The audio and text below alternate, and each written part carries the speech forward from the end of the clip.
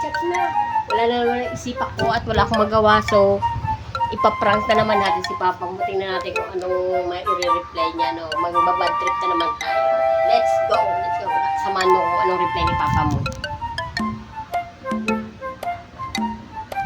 Yan na, nag-reply na. Ano natin yung susunod na? Kasi guys, ayan guys, go. Kanta yan guys.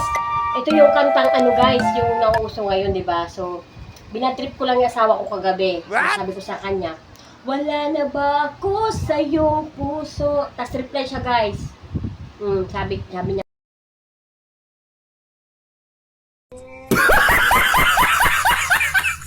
Ito naman guys. Ewan, nakakaloko naman yung mga chat mo. Baka ikaw meron dyan.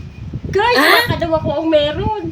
Nakakainis daw ako kasi baka daw ako ang meron kasi tamang hinala daw ako. Tapos sabi ko naman, reply ko naman, damdamin tuluyan ng lamig.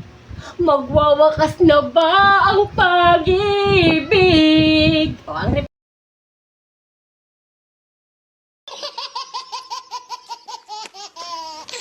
Napakahigpit naman ng ano na to, ng drama mo, ang arte-arte mo dyan, ganyan-ganyan. So, re-reply natin guys yung huling kanta. Wala na ba? O wala na?